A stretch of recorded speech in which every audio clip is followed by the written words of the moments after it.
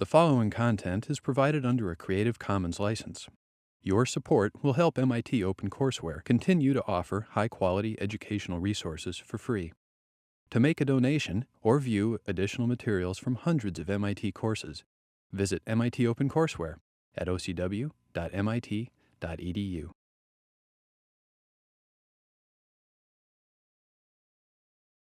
So module systems and reliability. What we're going to do is talk about how we go from the cells or from the films to full modules, and finally to systems. So our first learning objective is to describe more or less the DNA or anatomy of a PV module. This will be a bit of a prep for the visit to Fraunhofer CSE, where we'll get to see the labs and see all the materials that go into a PV module. So just establishing some definitions up front so we're all speaking the same language. You start out with either a film, right, if you're depositing a thin film material, which is usually divided into discrete devices using laser processing. Or you can start out with a discrete wafer, which has been processed into a cell. The module is the combination of many of these cells, shown very generically right here without the interconnects, because you can tie up the cells together in parallel or in series, depending on what sort of voltage and current outputs you desire from your module. And then finally, the modules are situated together in an array, that's showing a combination of 6 modules forming that array right there. And as you can see, modules are typically this size right here. Right? They're usually about this size or even a little larger. They're rather heavy. So you get a sense they're not extremely light. The majority of that mass is coming from the glass in the front, some from the aluminum as well. And they're comprised of many materials. If you were to take this apart, which we'll actually see the individual components at Fraunhofer CSE, you'll notice that there are many materials involved in making one of these modules. From the backskin materials, the junction box, the aluminum framing on the side, the glass in the front, the encapsulant materials that fuse everything together, that bind everything, and the cells, the solar cell devices themselves. So our first step is to walk through the anatomy of a module, at least in theory, so that when we actually see it at Fraunhofer CSE, we'll have a better sense of what we're looking at. Yep, Ashley. Here's what determines that specific size. We've already talked about the pseudo square and how you have to balance the two different cost parameters, but why that size specifically? Is it like why that size specifically? We're going to get to that in a few slides. It comes, as you probably guessed, from some historical reasons. Okay. So some basic principles about solar modules. There's quite a diversity of modules when you look at them. These are examples just within one company, just to highlight the range of module types that you might see. Right here, you can see in this particular module, there's very little anti-reflective coating on the glass. So you're able to look through the front glass and see some white spaces in between the cells. We know from the lecture on crystalline silicon PV that when you see these little gaps in between the cells, those are pseudo-squares, right? Those are those round ingots of Czochralski silicon that have been sliced into wafers, and then the edges have been shaven off, and you have that stop sign type pattern of a solar cell, right? So that way you know, okay, these are single crystalline cells, right, lined up in a module together. And there's very little anti-reflective coating on the glass, which means that you're losing a fair amount due to reflectance. The module on the right-hand side right here has that anti-reflection coating on the glass. It could be an index of refraction gradient to absorb more of the light. It could also be surface texturing to scatter the light and trap it by total internal reflection once it gets inside. There's a few different ways that one can do that. Usually the film coating is the most common. And here on the left-hand side, we have a similar subcell component, but much larger module comprised of a larger number of cells with a higher power output. And we can see quite a wide variance of different types of modules. That'll be an important message in a few. The water rinse cycle really depends on where you're at. Like for the modules on my roof, we just leave them up here in New England. It's pretty much OK. If we did have trees that deposited leaves nearby, we'd have to clean it off in the fall, but we don't. If you're mounting modules in the Middle East, where that fine-grained sand exists, and if you're within 10 kilometers from the coast, where you have the salt and the seawater in the air, you can get this really hard-to-remove sand caking the modules, and you would have to clean them much more frequently than this. As a matter of fact, I believe the numbers are in Abu Dhabi, right outside of the capital of one of the Emirates in the UAE. If you were to just leave your modules out near the ocean, near the desert, you would have a 40% drop in module output over a month. Right? So that's what happens in certain environments. In certain others, like New England, we're more, I would say, more buffered in that regard. We have frequent rain, and we don't have the dust coming from any nearby desert. Typically, there are no moving parts. And typically, there's a 20 to 30-year manufacturer warranty. Some of the newer materials that have been less tested might give, say, a 10-year manufacturer's warranty and have to offset the risk in years 10 to 20 by lowering the cost up front, or lowering the price up front. So we have some basics about solar modules, just to situate ourselves. Let's dive into the module DNA, since this is where the rubber hits the road. I'm going to show this to you in theory, and then we're going to see reams of these module innard materials when we visit Fraunhofer. So we start with the solar cells themselves. These are these little blue objects right there. Typically, these cells are already strung together at that point. They have contact metallization on the front side, which we deposit, say, for example, by screen printing, which you've done in the lab downstairs. And then you string them together using a machine called a Tabber stringer to connect one cell to the next, essentially the front of one cell to the back of the next. And they're all lined up like that.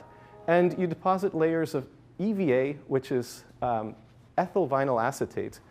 This is typically the encapsulant material used. It's shown in red right here in this drawing. It's the encapsulant material used for crystalline silicon PV. On the back side, there's a sheet of material called Tedlar. Despite it being drawn in yellow right there, it's the white skin material here. It's this white material right around here. And we have the glass on the front side.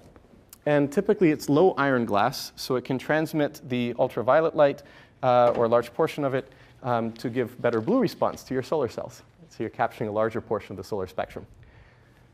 OK, so we have the different components right there. One little piece of trivia about EVA. For the chemists in the room, what do you think this would decompose into? Let me just give you a little hand here. If you had some, let's see. Right, so these represent methyl groups, hydrogens, carbon, carbon, carbon, double bonded to an oxygen. Anybody recognize? Like acetone?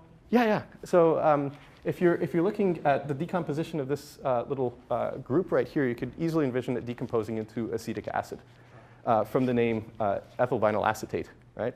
So if you have a thin film material that could react with the encapsulant, you could decompose your encapsulant and cause a degradation of not only the encapsulant itself, which would block some of the light going through, but of the solar cell absorber material too. So that's why in many thin film materials, there are other encapsulants used, like PVB, right? Polyvinyl butyrol. And some folks are even talking about getting away from glass and EVA altogether and just putting down, say, an organic resin type material, maybe a very hard polymeric material that could be used in a floor in a clean room, let's say. Yeah? Is the low iron content of the glass also important to prevent impurities getting into the silicon, or are we past that? So the question was, is the low iron content in the glass also useful for preventing impurities from getting in? I would say if you're producing, let's see, the diffusivity and solubility of impurities in a solid typically follow Boltzmann statistics, meaning they increase exponentially with temperature. It's an entropy-driven effect. And as a result of being at room temperature, the transmission or the diffusivity and hence the solubility of iron inside of the bulk silicon is very low. And even over a 20-year span, the total diffusion length of the iron from the glass into the silicon would be rather small. Now, point taken, if you were to, say, create a quartz tube to do your phosphorus diffusion at 800 degrees C or 850 degrees C, and you had iron inside of that quartz tube, then it could very easily diffuse into your wafer. So it is important to be considerate of impurities and the effects thereof, but at low temperatures, close to room temperature, there's very little risk of it moving around. Good. So Tedlar, this backskin material right here, forms an almost impenetrable back layer. You might want to put little asterisks around, little quotes around impenetrable. Nothing is absolutely impenetrable, but it is a very tough material. If you were to take a piece of Tedlar and try to break it, try to rip it or tear it, even the strongest in the class would be challenged in that regard. And we'll have a chance to do that at Fraunhofer. The aluminum frame provides rigidity, right? So the mechanical engineers in the room would understand that the bending mode of this glass, right, or the twist, is prevented by these rigid aluminum, extruded aluminum components right here in the back, right? And you can see that a lot of the mass is concentrated away from the centroid, right, which results in a larger stiffness, prevention of bending, larger bending moment, second moment, if you will. Okay, so there's a fair amount of mechanical engineering that goes into the design because you want to minimize commodity material costs. You want to minimize the amount of materials that go into the module, but you still want it to last for 20 years. You still want it to be resistant to snow loads, to wind loads.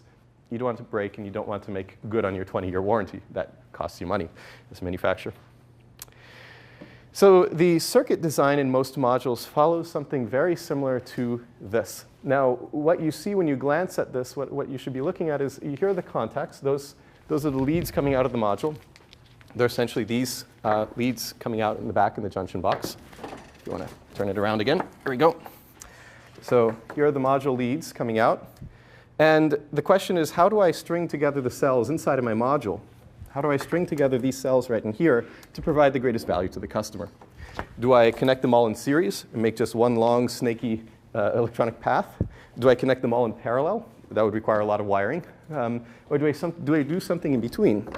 And if you were to come up close to here and inspect it, what you would see is that you have strings in parallel, right? So you have one going from here down and around. That's 1, 2, and 3, right?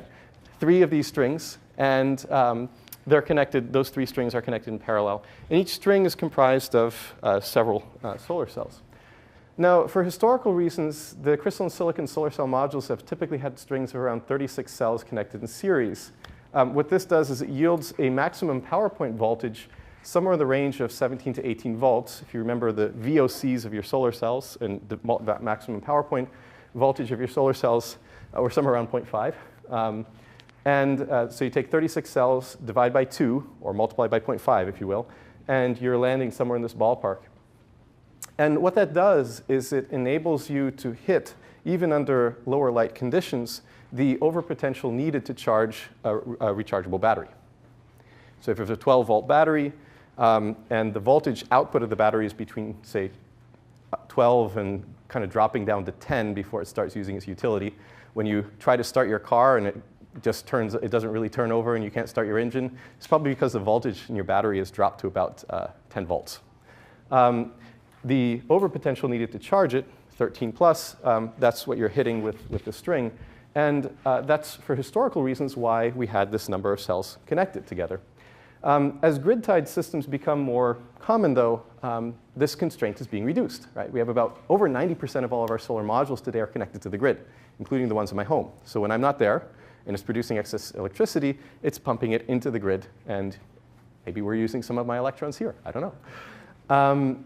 So as grid-tied systems become more common, you care less about meeting the overpotential requirements for a battery. You care more about matching the output of your solar module with whatever inverter technology you're using to convert the DC power into AC power. Number 2, why do they spec the modules that size? You notice that I could lift it, just barely. I'm a university professor. I sit in my chair and think most of the time. A person, somebody strong out there in the field mounting modules, say if Jessica in the back were a module installer, she could lift this no problem, probably with her pinky finger. And that's why they're bite-sized, right? They're a single-person, liftable, installable modules. You can't make them too big or else you start needing cranes, which, of course, has its own benefits for large field installations. Wouldn't really make sense with our current mode of installation on residential. Yeah.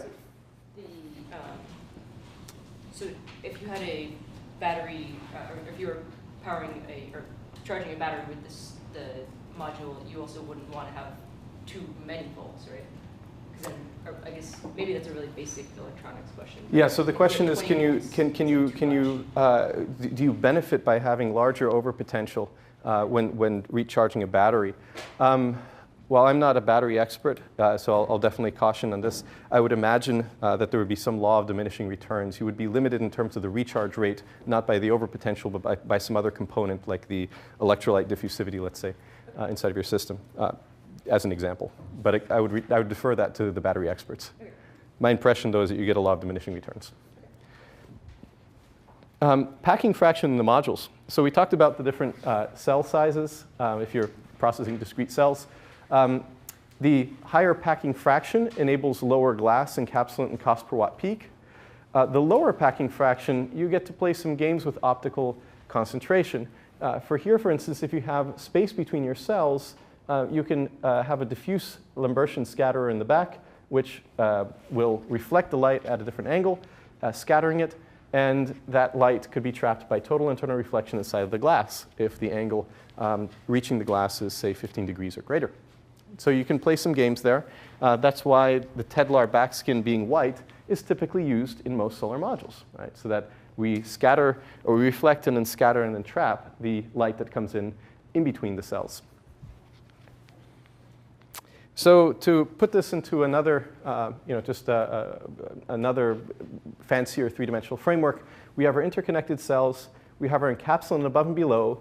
The encapsulant material is an interesting thing. It's solid at room temperature, but it begins to flow at around 150, 175 degrees C, which means if you've ever put a plastic bottle in the oven, and you've noticed how it begins to melt and sag and droop, that's essentially the type of flow that you would experience inside of this encapsulant material. And it flows around the cells, and it fuses them together with the glass on top, and they stick together once they cool down to room temperature. That forms what's called a laminate, because now you have the backskin. The frame isn't shown right here. You have the backskin material, you have the encapsulant, the cells, the encapsulant on the other side, and your glass on the front side, right, all together, forming a nice stack of materials. And they're stuck together or bound by the encapsulant. That's called a laminate. It doesn't resist bending very well or twist very well because it doesn't yet have the frame on it. But it certainly can be transported around a factory and moved from one station to another without risk of, saying, the cells falling out. They're pretty well fused there. In terms of moving to new materials, there's a lot of work right now to squeeze the commodity costs out of solar module manufacturing. If you look at the percentage of cost of commodity materials in the solar module, it is quite high. And so people are focusing on new types of transparent front surface materials that let the light in, glass replacements, right? You could envision, we have many examples of really hard, resistant polymeric materials in our daily lives. People are looking into those. The encapsulant materials, ethyl vinyl acetate is fairly expensive, and there aren't that many companies that manufacture it, and so people are looking to options to replace it. Tedlar even more so, that backskin material, although the challenge there is a lot harder, a lot tougher, no pun intended. It's a really strong material, and a lot of our modern chemistry or chemical engineering goes into making and designing it. And then finally, finding some replacement for the frame.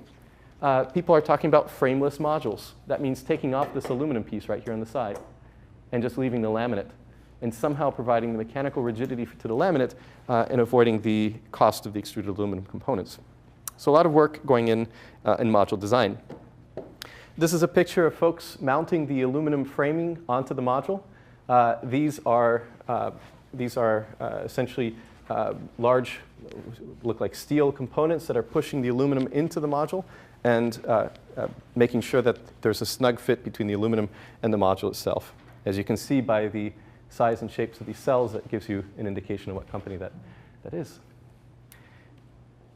Module technology, there's some work as well going into replacing, let's see, here we go, replacing the tabbing stringing step, right? So this is a machine that tabs and strings the cells to one another. We'll see one at Fraunhofer. It's really impressive when you see it go, but it's also quite expensive. And so if you could get rid of the tabbing stringing, imagine just lining up the little cells like cookies on a cookie sheet, and they all are interconnected by contact with whatever backskin material is on the back. that is printed, let's say, with a circuitry already, you would wind up in a situation like this, where you have your cells in direct contact with some printed circuitry on your back, boom, boom, boom, boom, boom, and you're off and running. In this particular case, you see these little white dots here. The grid pattern on that cell is a radial spider pattern that emanates, a spider web pattern that emanates from that central point, collects current from nearby. Essentially, an area about that big is collected, let's say, by that little point right there. And then there's a hole drilled through the solar cell where the metal is wrapping through to the back. And that's where it's making contact with the backside right there. And then there are other regions of the solar cell that are making contact with the bulk, the base, if you will. So you have both of your N and your P-type contacts on the backside of your solar cell, and that's what's shown in this drawing. So there are attempts as well to put all of the contacts or connect the contacts onto the back to enable this monolithic manufacturing. Yes? How is that not a short? OK, so how is that not a short? Let me show you how that would not be a short. What I'm going to do is attempt to draw two different cell designs that could lead to not shorting. One cell design that could lead to not shorting would be, let's say this would be our front surface.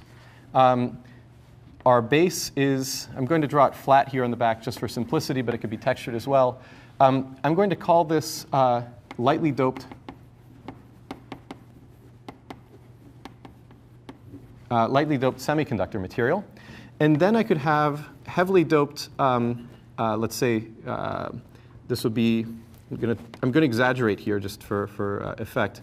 This could be my my heavily N-type doped material. This could be my heavily P-type doped material. So I'm drawing P plus, N plus, another N plus, another P plus.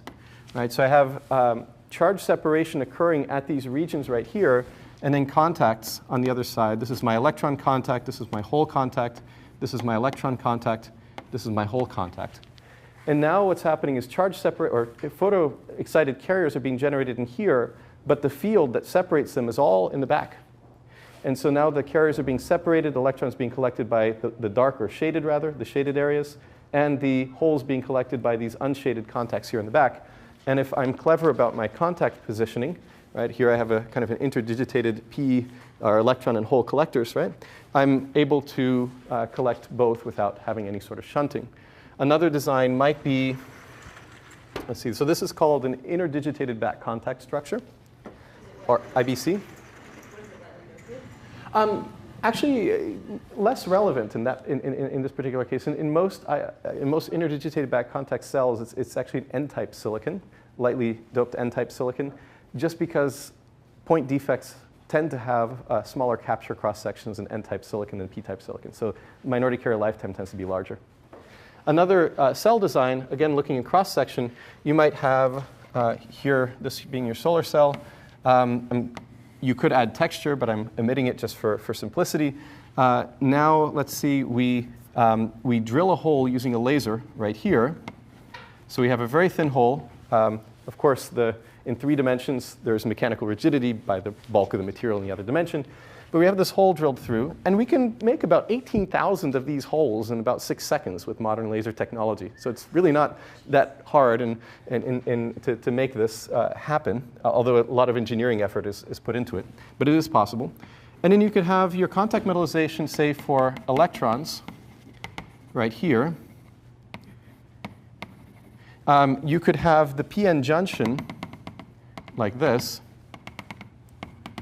So this here could be your N plus material. Again, N plus material. This by effect would also be. And you could have your P materials over here.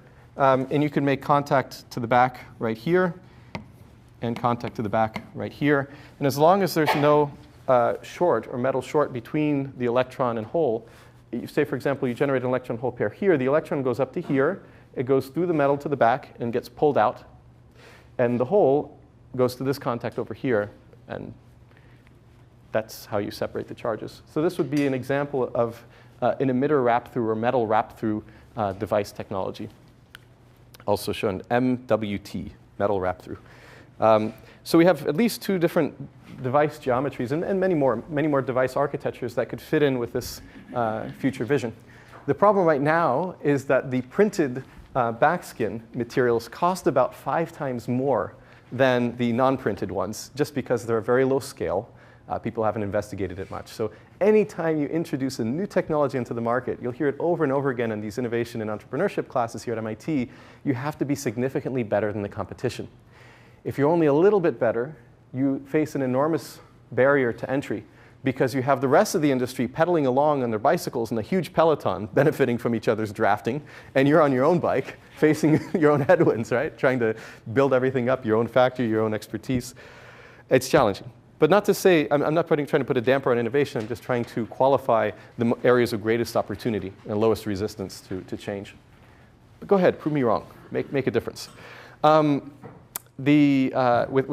that sort of headstrong mentality of, gosh, I know I have something here, and I'm just going to prove the world that I have it, we wouldn't have, for example, the Pilkington plate glass process working, or float glass process, sorry. We'd still probably be pouring and grinding and polishing our panes of glass, and they'd be very expensive. That was a little side story, but it took them about 10 years to develop the float glass process inside of a company owned by a family as opposed to a publicly traded company. So they could continue losing money over a long period of time until they perfected it. And once they got it right, the whole world copied it. But it took 10 years of good investment for them to get it right. All right, let's move on. We're going to talk about module spec sheets here. When you came into class today, you should have picked up one of these. This is an example of a First Solar module spec sheet. What it does is it hits you front and center, the company name, First Solar, FS Series 3, that's the name of the module, and PV module. So it gives you the mechanical description, the size, the weight, and then on the back, it gives you all the technical parameters that you've wanted. So on the back side of the, let's see, we'll go to the First Solar spec sheet. OK, well, on your spec sheet right here, you can look at some of the parameters. There's power at the maximum power point, voltage and current at the maximum power point, the VOC, the ISC, and so forth. You have a bunch of different parameters, including the temperature sensitivity, right? How much does the power degrade with increasing temperature? So all of these things we studied in class. And now when you pick up the spec sheet, you're a pro. You look at it, you're like, oh yeah, I know what that does. I know what that means. I know how to model the energy output of the system. And that's essentially what the engineers do when they pick up a spec sheet. They read it, and then they input those parameters into their computer models, and they can predict how these modules will perform out in the field at a given location. OK, and so you have a variety of different spec sheets. These are the modules that are on my roof. They're Sharp 187-watt modules. You have, for example, right here, an example of an evergreen solar module. Let's spend a minute here looking a little more deeply. These modules, these evergreen solar modules, are the same size, but they're three different power outputs. And I think we went through this already, right? We have good cells, medium cells, and bad cells. And they're bin together in the different modules so that they can extract the maximum price from the consumer. Right? So that's why you have the three different ratings of power for three different types of modules with essentially the same form factor, the same size and weight. They're just different quality cells. Yep, so that's that. Temperature coefficients, so forth. OK. One thing to note right here is on the back sides of your modules, you typically have a little diagram that shows you how to interconnect one module to the next. And those are the cables that are used to do the interconnection. There are some companies trying to get fancy right now and saying, well, instead of interconnecting and then affixing the modules separately, why don't we just make these modules that kind of click together? And part of the clicking process is the interconnection electrically. And the other part, obviously, is the mechanical rigidity. So there's certainly room for optimization on module design. Yeah, Jessica. When they're sold, when the modules are sold, they're advertised for their voltage at maximum power point, right? Mm-hmm. What's the software that we should use? I'm actually using this for another class. What's the software that we should use to use that maximum power point voltage and translate that into like what it's actually going to be, kilowatt hours or something? OK, so the question became, how do I go from a module spec sheet like this with this data right here and translate that into number of kilowatt hours produced per unit time, day, year, at a given site location? The best program that I know of that encompasses all of this would be a program called PV Watts produced by NREL, PV watts altogether. And you can look it up, you can use it online, and you can input your specific module spec parameters into the program. Now, that said, we have a lot of the tools to do the estimates ourselves. If you ruffle back to homework, I think it was homework number 2, we calculated the output of a solar system based on the module spec parameters. And so now that we can pick up a module spec sheet and read it in a bit more detail, we can perform those estimates a little bit more accurately. Yep, Omar. First solar panel is a lot smaller than that panel up there. Yep. So is there a reason why First Solar goes with smaller cells? Yeah, so why is this First Solar module, the FS Series 3 module, a little smaller than some of the crystalline silicon modules? For thin film deposition, especially for this closed space sublimation process that First Solar uses, you're limited in terms of the deposition area by the uniformity of deposition over a large region. So if you're sputtering the material, it's typically related to the size of your target and the distance to your substrate. That will limit the maximum size that you can deposit uniformly, and you probably want to deposit to within plus or minus 2%, let's say, maybe 5%. I'm not extremely privy to the precise tolerances in the PV industry in terms of thin film thickness variation, but that would be my estimate. And in terms of these thermal evaporation processes, again, it's how the machine is designed. So I imagine you could probably go bigger. Is it cost effective? Question mark. Somebody at First Solar most obviously did the cost analysis and said that this is the optimum between a variety of different factors, between manufacturability and ease of installation. Yeah? Is there a reason why they don't put efficiency on this sheet? Well, you could probably very easily calculate the efficiency, right? There are two types of module efficiencies. There is what's called total area efficiency, where you take the total area of your module all the way up to the aluminum frame and calculate that as your area. So you take your power, your maximum power, rated at AM 1.5 sun conditions, and divide it by the area. There's also a variety of other less straightforward ways of calculating efficiency, some of which take the active area of the cells only. Others exclude the frame, right? And so the module efficiency is not extremely straightforward parameter. It has to be specified based on what area is assumed. That would be my estimate for why they didn't put it right on here. And secondly, I mean, their module efficiency, if you do the math, that one probably turns out to be somewhere between 11 and 11.5%. Now they're hitting 12 or so. That's not a very high number compared to, say, a crystalline silicon module. And so it wouldn't be, it's probably something they advertise on their spec sheet. Describe how PV module power output is affected by the cell mismatch losses. Warning, I'm going to lose some of you on this. Those of you without very strong electrical engineering or physics background, I'm going to pick you up at point number 3. So plant a flag right here. We'll come back to it. But for those who care to follow along, this is some really fun stuff that can get into why we want to match our cells properly in terms of their outputs, right? So the total current output, this is the ideal diode equation without all the fancy 2-diode model, recombination in the space charge region, recombination in the bulk, without the series resistance and shunt resistance, just a very simple explanation of the ideal diode model. What we're doing is our M is the number of cells in parallel and our N is the number of cells in series. So we go back to our equivalent circuit diagrams where we have two, say, voltage current sources that are connected in series.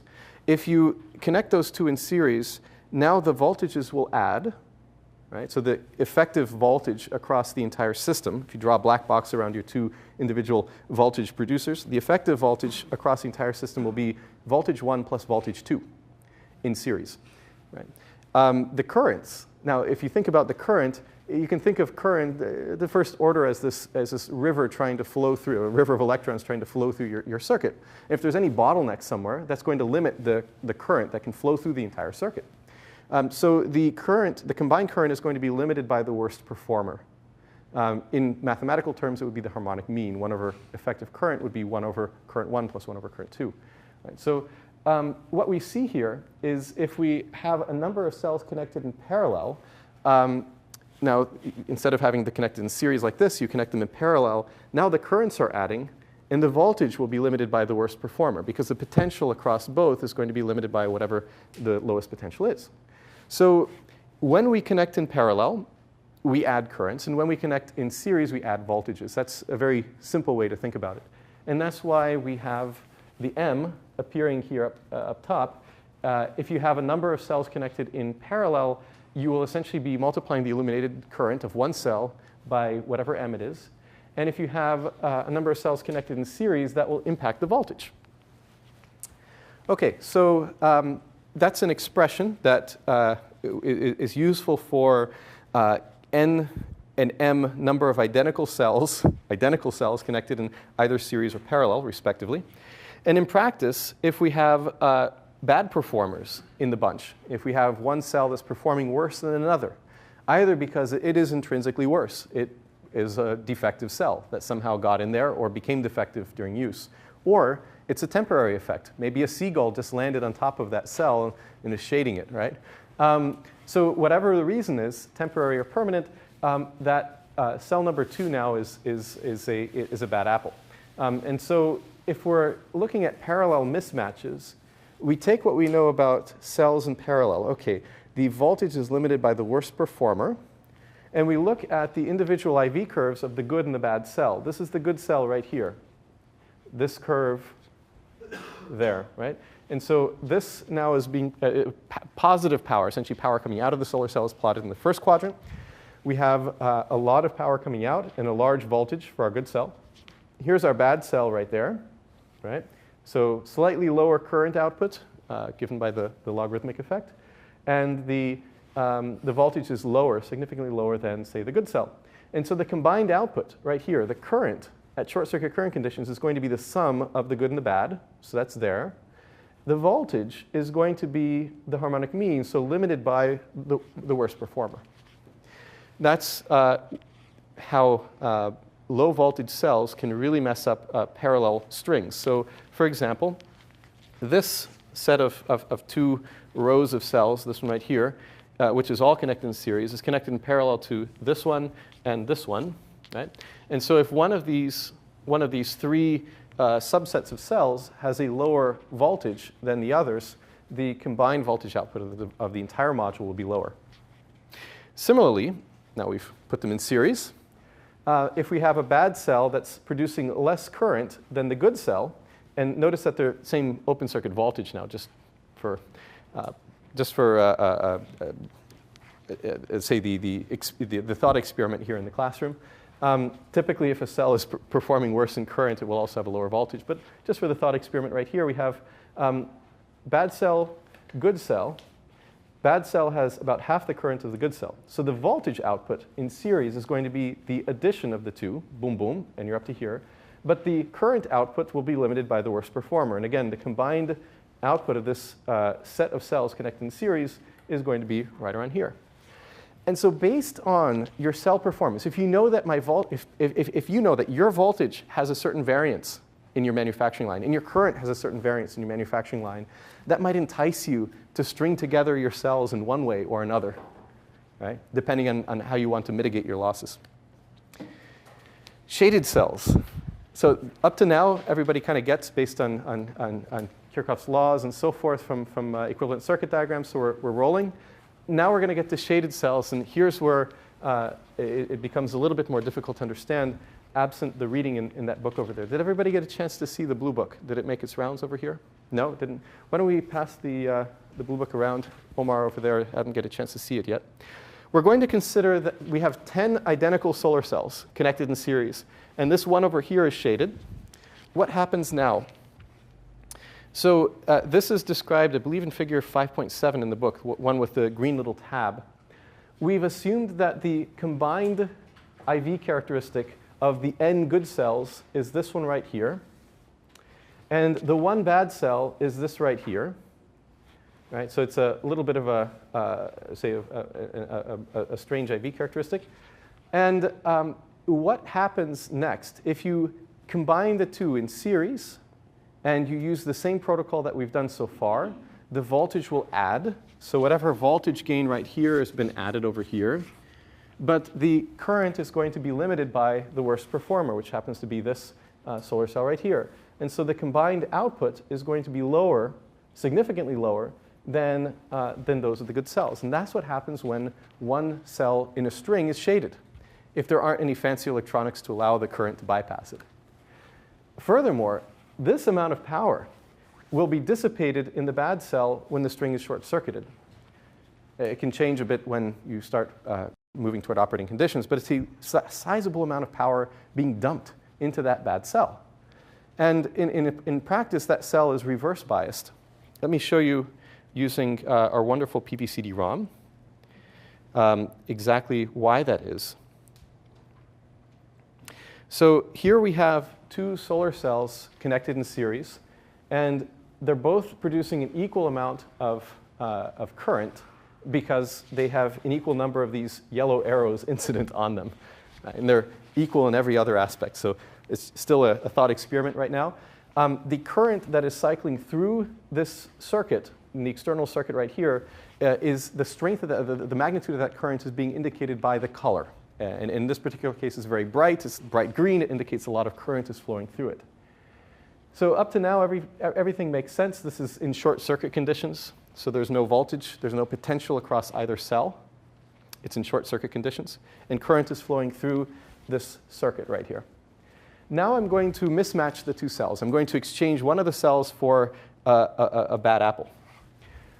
OK, first off, I know just from what we've been talking about so far that the current is limited by the worst performer, that the current flowing through the external circuit is now going to be lower. And the first order, it's more or less approximate to what the current is in this bad cell. So the bad cell right here, which is indicated by the 2 arrows now instead of the 4, right, this shaded cell right here is producing less current. And so I know, based on what we've talked about so far, that the combined current output of the entire circuit is going to be approximately this one. So hence you see a darker color represented, the same color that's flowing through the cell. So what happens to the large amount of current that's being generated inside of this one? That cell still has the capacity to produce a large amount of current. Where's it going? Well, some of that current is going through is going through the cell right here, forward biasing it, which would result in a negative bias or reverse bias of the bad cell, because the potential across this combined system still has to be 0. You're in short circuit conditions. So the potential here has to be equal to the potential there. So what I've effectively done is I've reverse biased my bad cell. And we'll get to why that's a problem later on. Those who are electrical engineers can already begin conjuring up ideas of reverse bias breakdown. But we'll get to, we'll explain why why reverse bias is bad in a few. Now, if you had a series of these cells connected, a bunch of these cells connected in series, and they were all producing copious amounts of juice, and you had one bad apple in your string, you would be dumping a considerable amount of power across that, or you could be dumping a considerable amount of power across that one cell. And that's where this graph right here comes from, the power dissipated within the bad cell. And that's a problem, because if there's any weakness in the p-n junction of that bad cell, and you're reverse biasing it, you're going to be flooding a lot of current through that one little spot, which means that that spot's going to heat up, and it's going to form a hot spot, which has the potential to get very hot. And we know that the encapsulant materials flow at around 150 to 175 degrees C, and some other material failures can occur above that. So hot spots are bad. If you reverse bias your devices, you can enter what's called a breakdown regime that essentially is driven oftentimes in a real solar cell by isolated points in your, say, weaknesses in the p-n junction where current is going to flow, and that leads to the hotspot failure I just mentioned. Here's thermographic imaging, not using the fancy camera that we have downstairs, using a much simpler camera out in the field, lower cost. These are high enough temperature variances to be able to detect using pretty low-tech technology. Right? It's not a small amount of current going through a solar cell. These are large, massive amounts of current going through defective cells in the field. And so you can use these cameras to visualize the underperforming cells inside of modules. And that's pretty nifty. All right, so we planted that flag, and let's come back to it. We're going to describe how microinverters and microelectronics can improve module performance output. Even if you didn't follow all the detailed explanation until now, you can appreciate the fact that a bad apple, a bad solar cell, connected in series or in parallel with the rest of them, can cause the combined output of the module to be lower. And so we're going to talk about how microelectronics and eventually microinverters can help resolve that, either on a cell level or on a larger module-to-module level. The simple principle of a bypass diode of a cell is this. If the reverse bias current comes too large, instead of forcing the current to flow through the bad cell, you can force it to flow around a bypass diode. And therefore, it short circuits, it leaves the cell out of the circuit, right? The current is flowing around it. And so you result in less of a degradation of your module. To put it from an equivalent IV curve perspective, instead of adding this IV curve here with the rest of them, you're simply moving the current around it, so you'd have the N good cells, and that's it, end of story. The 10th cell would just be taken out of your circuit. It would be pushed aside. OK, so on a cell level, that makes sense. Let's skip over a couple of these, I think.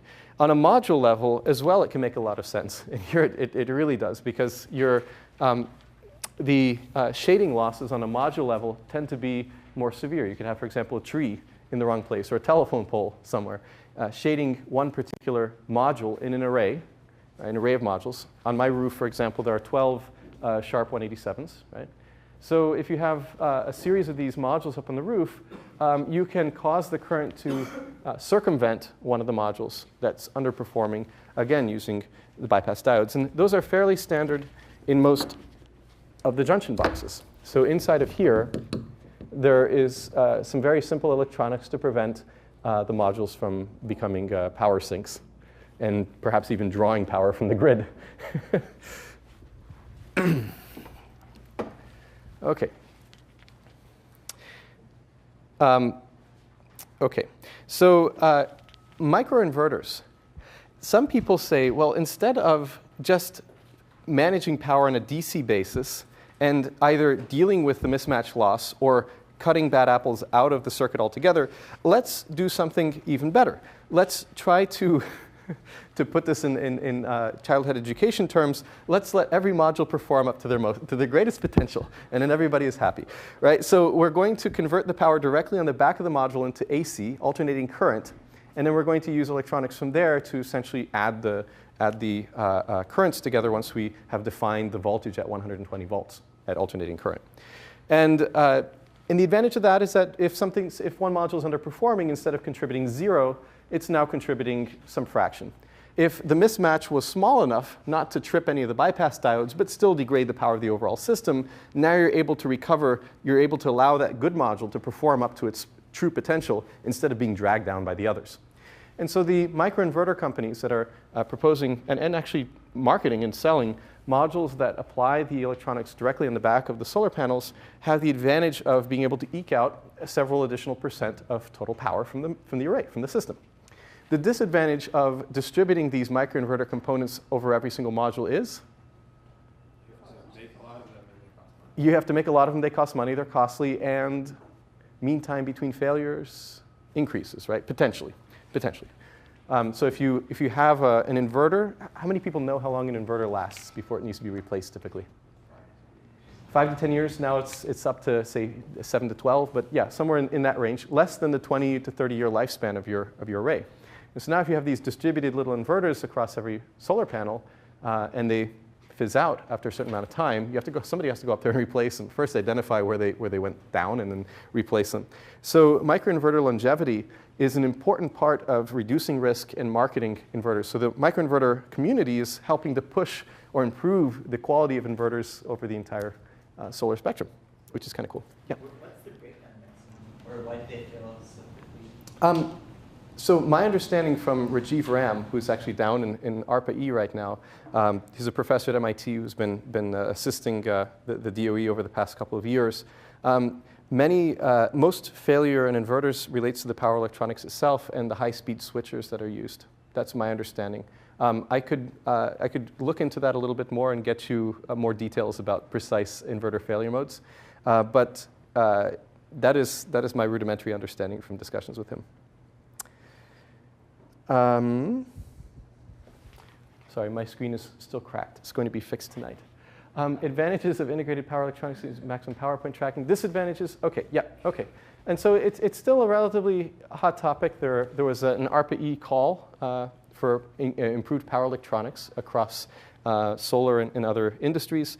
And there is some discussion in the PV community as to how much to adopt this new technology, especially in residential systems.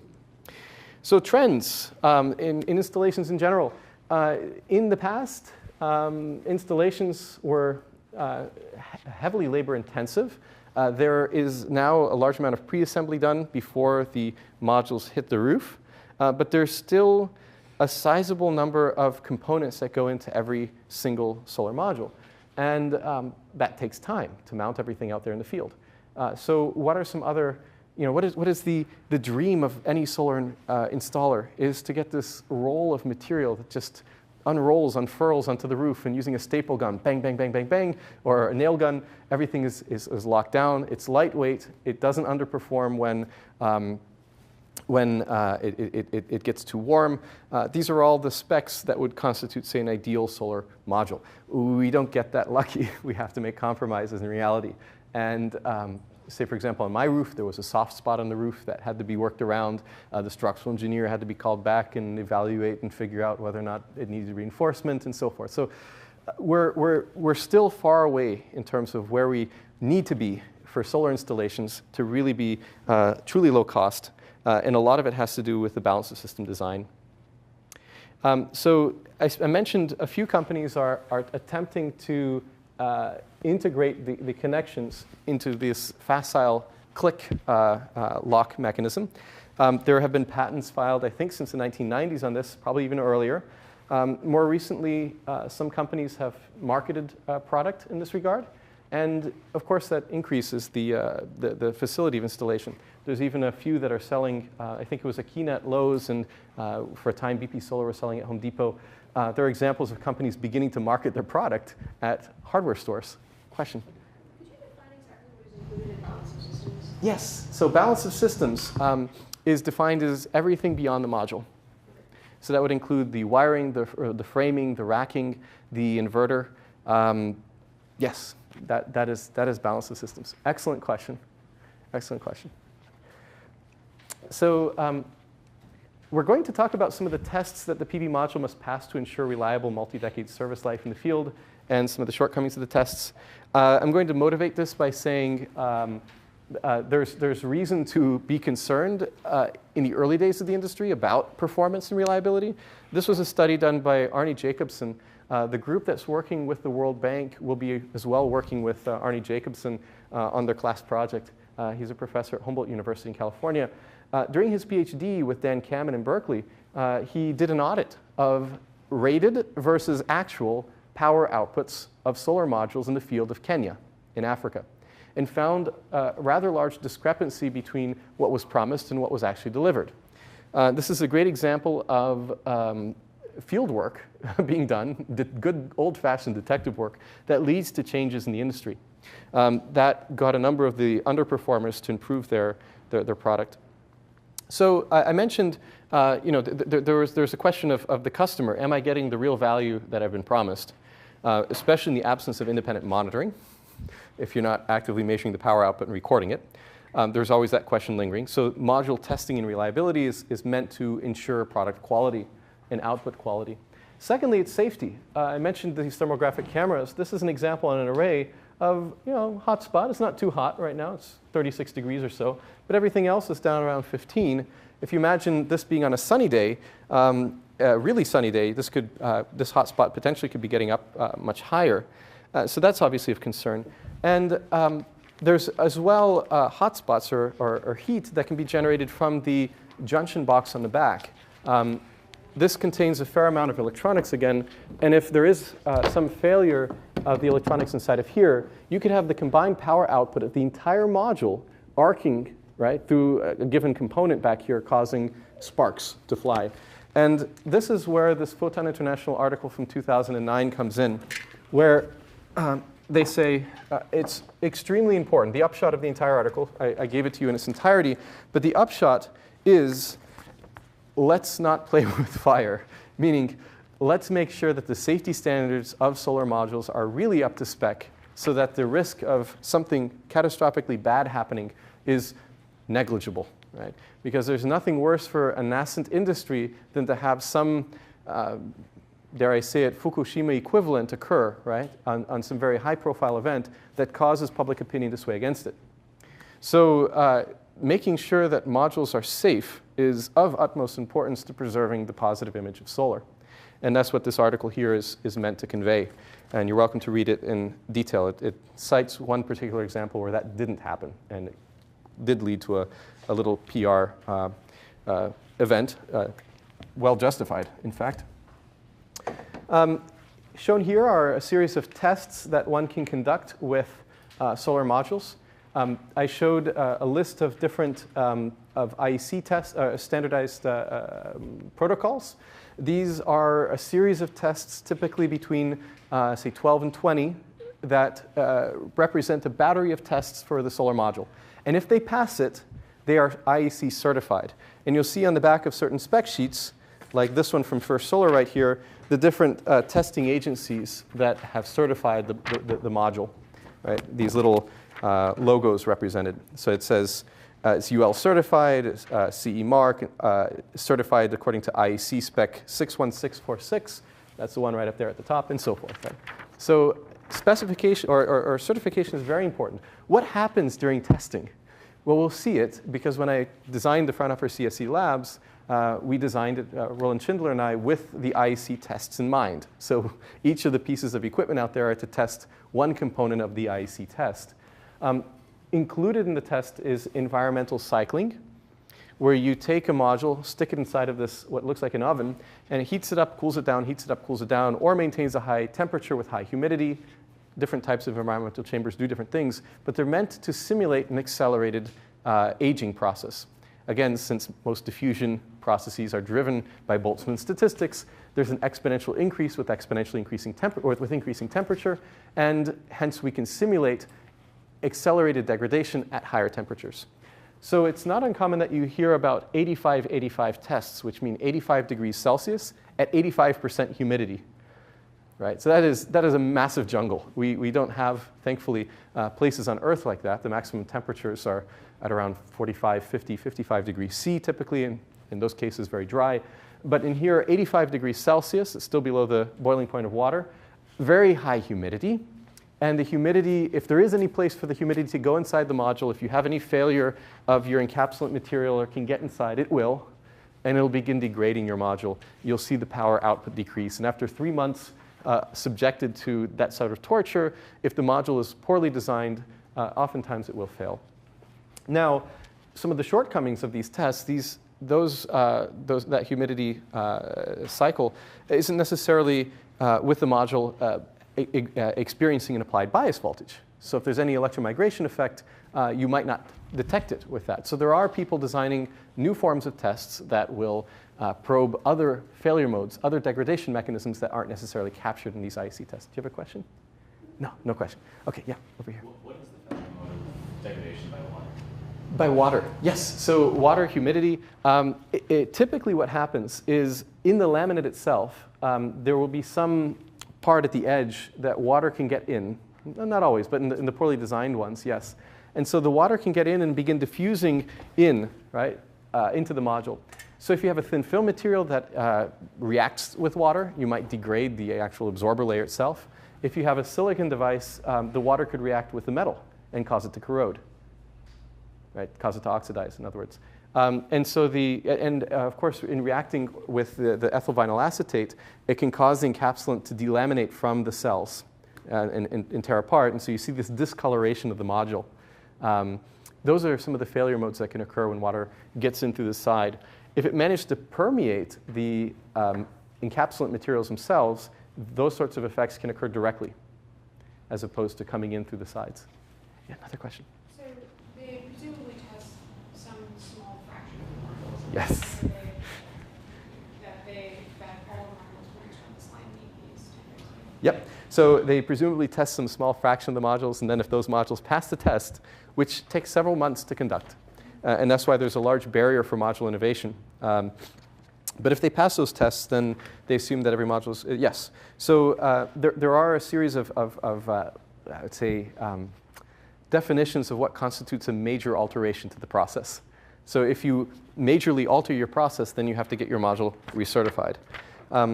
But if you stay within those bounds, then you can continue selling under the old certification.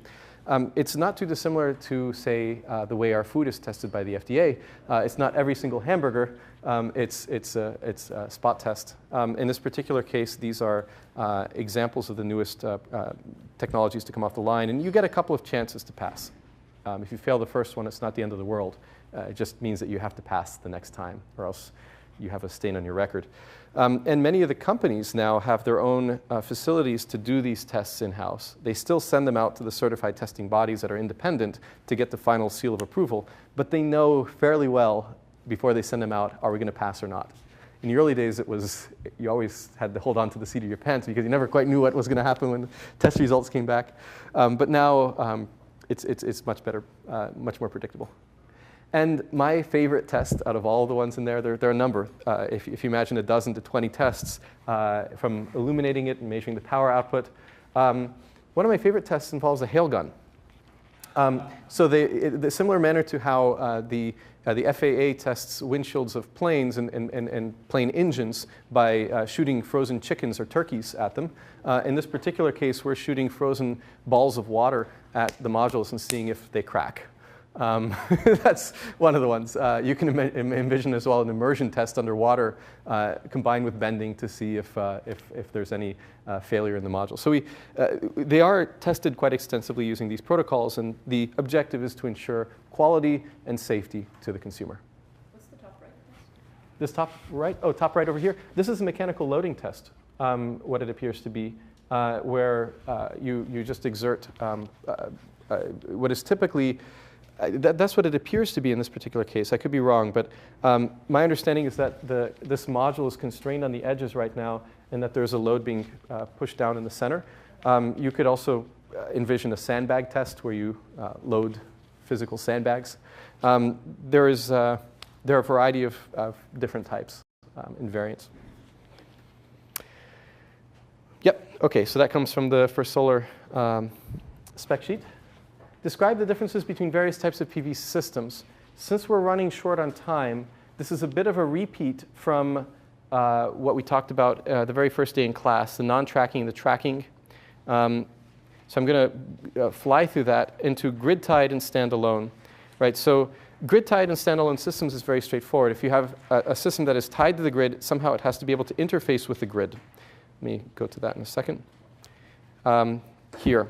So if you're having a grid-tied system, that means that your house or solar array, whatever it is that's producing the electricity, has to be tied to the grid and interface with it. Since the electricity is alternating current, there has to be a device to convert the direct current power into alternating current, and that's called the inverter.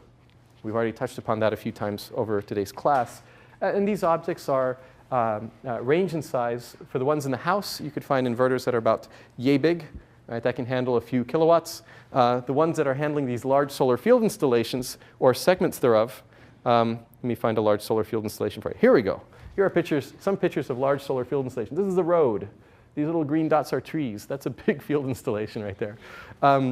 Those inverters are warehouse, can be much larger sized, right, than the smaller ones that you'd find in your house. And so listing the major balance of system components. The PV array would be connected to the grid via an inverter.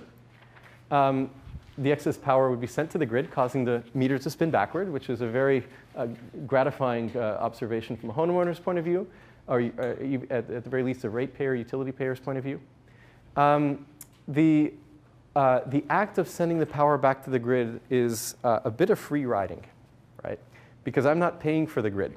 I'm a consumer, but I'm getting credit for the electricity I put back in the grid, but I'm not helping to maintain the grid necessarily. I'm paying some transmission and distribution costs on my utility bill, but that's essentially the same cost that everyone else is paying. Utility companies have begun getting wise about that and have begun leveraging surcharges based on the input of solar electricity into the grid, which I now pay. So I'm no longer a free rider. I was for a little bit. So mounted onto the roof of the ground, if you mount the solar panels, you need racking and framing materials. That's also balance of systems. Okay, so check, check, check, check. You typically have as well a circuit breaker or just a very simple lever that disconnects the solar panel from the grid. Why is that important? The utility companies know that on my house in Cambridge, there is a solar array, and that array is connected to the grid. Let's imagine a tree falls in the power lines and during the next storm, and the utility crew has to go out there to repair it during the day. They know that although the rest of the grid is down, there's that one little power center on my house that's injecting power into the grid.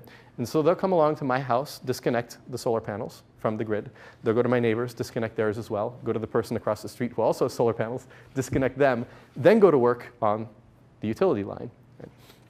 So that's why the external circuit breaker is very important. Back to inverters.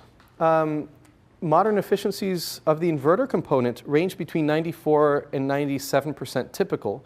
Record inverter efficiencies up to 99% have been demonstrated.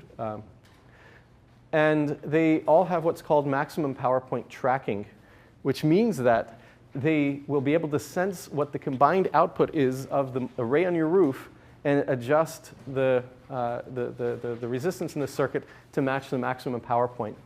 And that way you're producing the maximum amount of power that you could be potentially under any given illumination condition. So a lot of fancy electronics goes into the inverter. I really have to give them a lot of respect in that regard. Typically 5 to 7, maybe even 10-year manufacturer warranty. And the mounting methods, we talked about mounting and racking. This type was fairly common in the early days of solar. We had these field installations, especially built on hills in California. Would say most common now is really just mounting directly on a roof, oftentimes flat. For large field installations, one-axis trackers are very common nowadays, tracking as a function of time of day, and then manually adjusting the entire array for season if need be. So the grid-tied systems causing meters to spin backward, again, very gratifying. And this is an example of my utility bill, where you have a balance of $163 negative. So they're giving me credit over the course of a year. In the wintertime, this was an example of a month in December when a lot of snow happened and the panels were covered for quite a while, or at least partially shaded by the snow for a while, right? And we drew power from the grid on net that month. But on all the other months, we, on net, produced power. And negative numbers aren't shown on the scale here. But if they were shown, you'd see probably a greater negative value in the summertime. In other words, we're producing a lot of power in the summer, more sun. And at the end of the year, they draw a line at the bottom, and they say, did you owe us money? No? All right, great. If we owed you money, tough luck. If we're zero, then everybody's happy. So we typically produce more electricity than we consume in our house. And that's an example of what happens on a practical level. Off-grid PV systems, just ever so briefly. Let's imagine that you're running some illicit business and you want to be off-grid. Or let's imagine that you're instead, let's a more realistic example, let's say that you're afraid of the next power outage, of being out of power for the next 7 to 10 days after the storm passes through your house. And you want to isolate yourself from the grid if need be. You would want to have a charge controller that would be able to distribute the power to the DC loads or to batteries to store them, and then the inverter going to the AC loads or to the grid thereafter.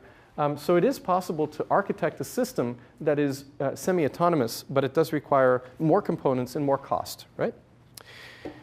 And I just wanted to emphasize one thing as we close up. Life is really good as an installer right now. If we flashed back to 4 or 5 years ago, life would have been really good as a solar panel producer, especially if you were involved in the feedstock industry.